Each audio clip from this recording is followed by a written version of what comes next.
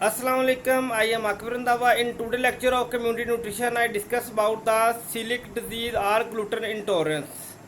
In outline, I discuss about the gluten intolerance. What is gluten intolerance? Sign and symptoms of gluten intolerance, mechanism of action, risk factor for celiac disease or gluten intolerance or disease diagnosis as and I discuss about the pathology, and further I discuss about the treatment, follow up, and I sum up all these contents. In celiac disease are lacto are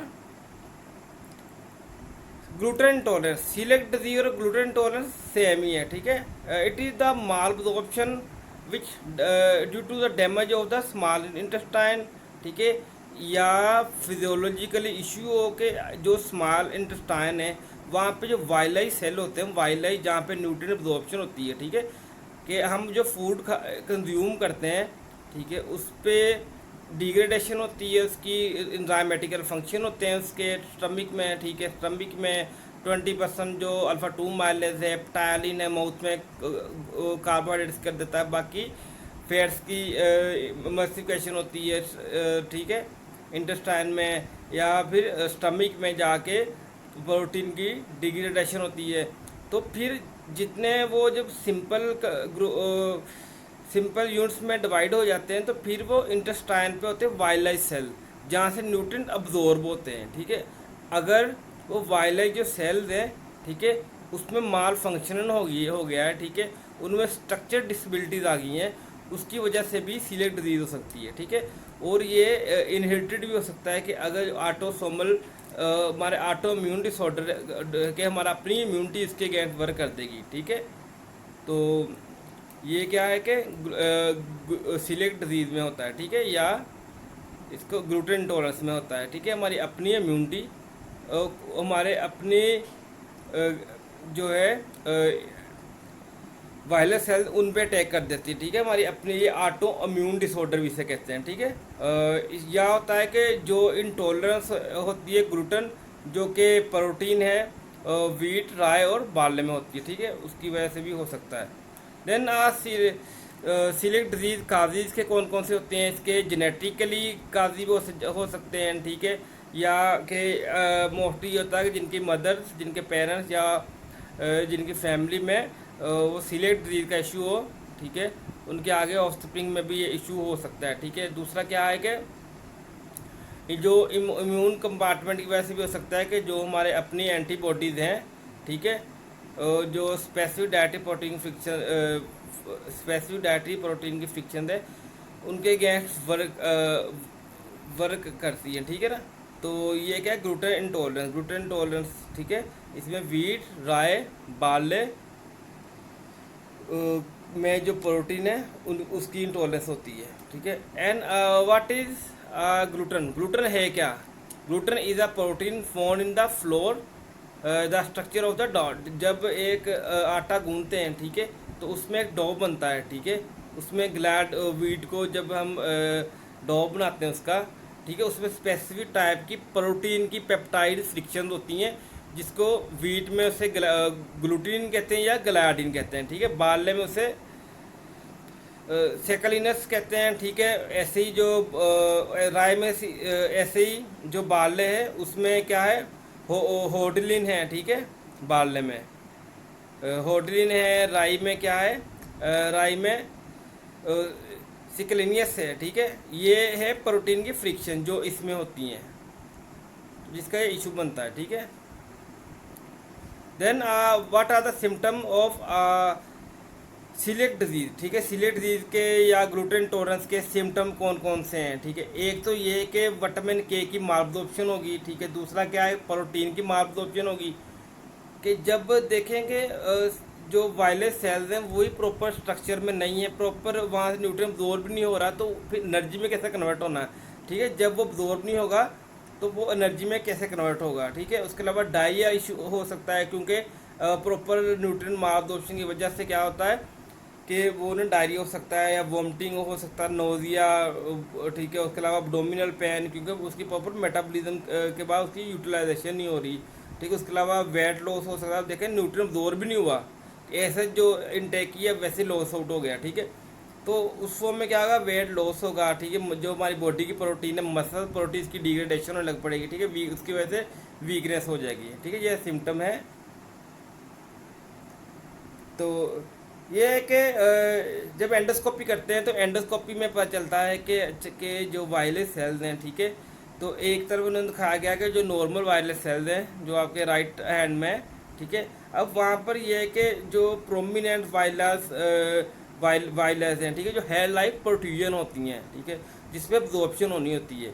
और जो कि coeliac disease है जिस portion में कि, ठीक है, left hand में, वहाँ पर क्या है, जो मार्बजॉर्प्शन इश्यूज होते हैं और जो वायलेस है वो फ्लैट है, ठीक है, कि उसमें हेयर लाइक प्रोट्रूजन नहीं होती, जिसकी वजह से उसमें प्रॉपर एब्जॉर्प्शन नहीं होती, ठीक है। तो पैथोलॉजी क्या हो सकती है सीलिएक डिजीज़ की, ठीक है। पैथोलॉजी इसकी क्या है कि या तो वो डैमेज ऑफ द स्मॉल बोल होगा, जिसमें क्या होगा, एट्रोफी होगी, या flattening of the villous cell, जो कि मैंने ऑलरेडी आपको दिखाया है कि जब उसकी एंडोस्कोपी करते हैं तो उसमें नजर आता है कि उसके जो वायलेस सेल है वो प्रॉपर हेयर लाइक प्रोट्रूजन होने के बजाय वो फ्लैटन है, ठीक है। वो उसे उसे एट्रोफी भी कहते हैं, ठीक है। तो इसी वजह से ये आप क्या हो सकता है, जो वायलेस सेल्स है उसका एरिया रिड्यूस हो जाता है, जिसकी वजह से प्रॉपर न्यूट्रिएंट अब्जॉर्ब नहीं होता, ठीक है। तो जिसकी वजह से क्या होता है कि पॉलीसेकेराइड की पेप्टाइड्स हैं, ठीक है, उनकी जो प्रोटीन्स हैं, फैट्स हैं, उसकी प्रॉपर यूटिलाइजेशन नहीं होगी, ठीक है। जिसकी वजह से क्या है कि जो न्यूट्रिएंट है उनका ट्रांजिशन रेट कम हो जाएगा, ठीक है। अब देखें ना, जो हम फूड कंज्यूम करते हैं इंटेस्टाइन में जाता है, वायली सेल होते हैं, वहाँ से न्यूट्रिएंट अब्जॉर्ब करता है, उसे सेलुलर लेवल पे प्रोवाइड कर देता है, जहाँ पे स्टोर करना स्टोर कर देता है, ठीक है। जब वो अब्जॉर्ब नहीं हो रहा न्यूट्रिएंट, तो अल्टीमेटली क्या नहीं है, तो उसमें वो उसके ग्रोथ रिलेटेड इश्यूज आएंगे, ठीक है। ऐसे ही कुछ एक्स्ट्रा इंटेस्टाइनल इफेक्ट्स हैं, इंटेस्टाइनल के अलावा क्या इश्यूज आ सकते हैं, कि अगर वायलेस सेल इफेक्ट ना हो, अगर नॉर्मल हो, फिर भी क्या इशू आ सकते हैं। मोटी एनीमिक जो होते हैं उनमें इशू बन जाता है, जो मसल वीकनेस होती है, ठीक है। उसके अलावा इसके एक्स्ट्रा इंटेस्टाइनल इफेक्ट्स क्या क्या हैं, कि ये पेरिफेरल न्यूरोपैथी कर सकता है, ठीक है। और उसके अलावा जो एंडोक्राइन रिलेटेड डिसऑर्डर हो सकते हैं वो, ठीक है। और इसमें जो फोलिकुलर हाइपरकेराटोसिस हो सकता हो, जो स्किन पे पिगमेंटेशन सी जिस तरह हो जाती है ना, तो ये इसके एक्स्ट्रा इंटेस्टाइनल इफेक्ट्स है। देन मैकेनिज्म, इसका मैकेनिज्म क्या होगा, मैकेनिज्म इसका सिंपल सा है, ठीक है, कि जो नॉर्मल टिश्यूज होते हैं, ठीक है, वही डैमेज हो जाते हैं, ठीक है। होता क्या है कि जो बॉडी होती है वो अटैक कर देती है नॉर्मल टिश्यू पे, ठीक है। तो जब नॉर्मल टिश्यू पर अटैक कर देती है तो उसकी वजह से जो वायरस सेल्स हैं, इंटेस्टाइनल टिश्यूज हैं, वो डैमेज हो जाते हैं, ठीक है। तो वायरस में होता क्या है, ब्लड वेसल्स होती हैं, ठीक है, जो जिसका काम क्या है कि उसने न्यूट्रिएंट अब्जॉर्ब करना होता है, ठीक है। जब जब वो लाइनिंग ही डैमेज हो जाएंगी तो न्यूट्रिएंट अब्जॉर्ब नहीं होगा, ठीक है। और जो वायरस हैं वो हेयर लाइक प्रोट्रूजन है, वो अब्जॉर्प्शन एरिया इनहांस करते हैं। जब वायरस सेल डिक्रीज हो जाएंगे तो अब्जॉर्प्शन एरिया कम होगा, जिसकी वजह से न्यूट्रिएंट प्रॉपर अब्जॉर्ब नहीं हो सकता, ठीक है। इसीलिए इसकी वजह से क्या होता है, जो डाइजेस्टिव न्यूट्रिएंट होते हैं, ठीक है, जो अनडाइजेस्टिव न्यूट्रिएंट होते हैं वो वहीं पर स्टे करते हैं ब्लड में, ठीक है। तो digestive nutrient are carried away by circulating blood, ठीक है, कि जब वो प्रॉपर अब्जॉर्ब हो जाएंगे तो ब्लड के थ्रू वो जहाँ पे यूज होना हुआ यूज हो जाएंगे, जहाँ पे स्टोर होना हुआ स्टोर होंगे, ठीक है। अगर वो वायरस सेल डैमेज हो जाए, जो जिसमें vitamin, mineral, calcium, carbon, protein और जो फैट्स हैं वो प्रॉपर अच्छी तरह अब्जॉर्ब नहीं होंगे, ठीक है, जिसकी वजह से उसको इश्यूज आएंगे। मैकेनिज्म क्या हो सकता है, मैकेनिज्म यही है कि जो ग्लूटेन एंटीजन है, ठीक है, इनेट इम्यून डिटेक्शन करेगा, ठीक है, उसमें वो क्या करेगा, वो टी सेल डेवलपमेंट कर देगा, ठीक है। और उस बीटा सेल के साथ वो स्टिमुलेशन करवाएगा, ठीक है, जिसकी वजह से क्या होगा कि जो इंटेस्टाइनल में इन्फ्लेमेशन काज करते हैं, ठीक है। वो मतलब बाय मिस्टेकनली क्या करता है कि वो उसको as an foreign invader identify करता है, ठीक है, और उसके ऊपर अपनी इम्यूनिटी अटैक कर देती है, ठीक है। जो टोटल निक्रोटिक फैक्टर्स हैं, ठीक है, उसके अलावा जो एंटीबॉडीज़ हैं, ठीक है, जो टिश्यू ट्रांस अमाइनेज एंजाइम है वो इफेक्ट होते हैं इसमें। Then risk factor for coeliac disease a malignant disease, ठीक है, इसमें लिम्फोमा है। लिम्फोमा क्या है कि जो लिम्फ रिलेटेड इश्यूज आते हैं, ठीक है, इन्फ्लामेशन, ये जो इंटेस्टाइनल की इंटेस्टाइनल इन्फ्लामेशन होती है, ठीक है। तो उसके अलावा ये कि अगर फोलिक एसिड की B12 की डेफिशिएंसी हो या विटामिन डेफिशिएंसी हो, ठीक है, उसकी वजह से भी रिस्क फैक्टर हो सकते हैं। उसके अलावा ये क्या है कि इसकी सीलिएक डिजीज की वजह से डिफरेंट किस्म की मिलिग्नेंट या क्रोनिक डिजीज़ होती हैं जिसकी वजह से वो मोर्टेलिटी रेट इंक्रीज कर जाता है, ठीक है। उसके अलावा टाइप 1 डायबिटीज़ का इशू हो सकता है। अब देखें, हम ग्लूटेन जोर में हो रहा, ब्लड में ग्लूकोज इंक्रीज हो जाएगा, ठीक है। फैट्स अब्जॉर्ब नहीं हो रहा तो हाइपरग्लाइसीमिया हो जाएगा, ठीक है। सॉरी, हाइपर ट्राइग्लिसरीडीमिया हो सकता है, ठीक है। हाइपर लिपिडीमिया हो जाएगा। जब ग्लूकोज प्रॉपर नहीं अब्जॉर्ब होगा तो डायबिटीज़ हो सकती है, ठीक है। देन रिस्क फैक्टर अदर से if you respond to steroid, उसके अलावा डाउन सिंड्रोम है, उसके अलावा डर्माटाइटिस हाइपर एक्टिव फॉर्मिस से इसमें होता क्या है, स्किन के ऊपर पैचेस बन जाते हैं, ठीक है। ये देखें, ये इस तरह रेड रेड पैचेस बन जाते हैं स्किन के ऊपर। Then differential diagnosis of coeliac disease, ठीक है। इसमें है क्या, एनोरेक्सिया नर्वोसा है, ठीक है। ऑटोइम्यून इंटेरोपैथी है, बैक्टीरियल ग्रोथ हो जाती है इसमें, ठीक है। उसके अलावा इसमें क्रोहन डिजीज़ होने का चांसेस होता है, ठीक है। उसके अलावा जो ह्यूमन इम्यूनो डेफिशिएंसी वायरस इंटेरोपैथी हो जाती है, ठीक है। उसकी जो इम्यूनिटी रिलेटेड डिसऑर्डर हो सकते हैं, ठीक है। उसके अलावा गैस्ट्रो इंटेस्टाइन में इन्फेक्शन हो सकता है। IBS इरिटेबल बाउल सिंड्रोम हो जाता है कि जो कोलोन है उसमें इन्फ्लेमेशन हो सकती है, ठीक है। इंट्रैक्टस हो सकता है, ठीक है। स्कीमिंग इंट्रैक्टस हो सकता है, और लिवर डैमेज हो सकता है, किडनी डैमेज हो सकती है, लैक्टोज इंटॉलरेंस हो जाएगा इससे, ठीक है।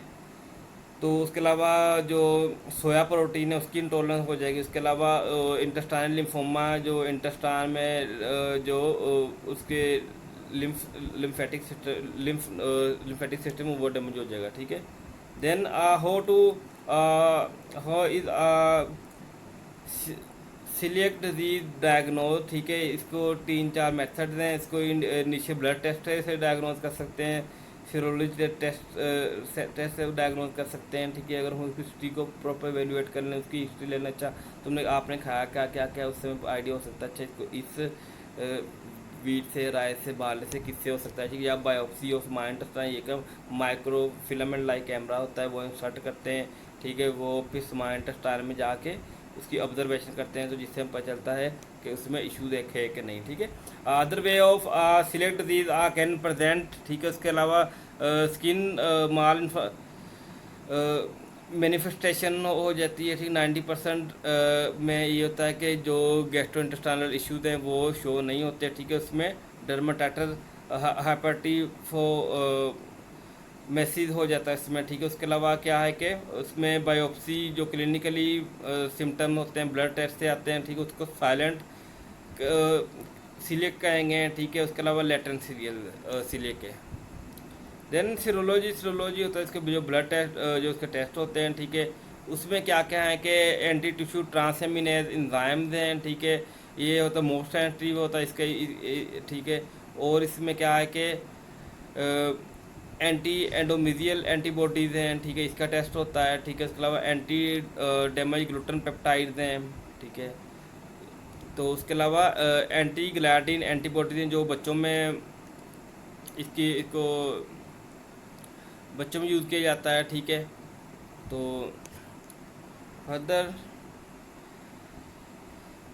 यही है कि जो नॉर्मल जो अब एंडोस्कोपी करते हैं कि नॉर्मल वायरस सेल क्या है, जैसे कि हेयर लाइपोट्यूजन हुई है, ठीक है। अब जो वायरस एट्रोफी हो जाएगी तो वो फ्लैटन हो जाएंगे।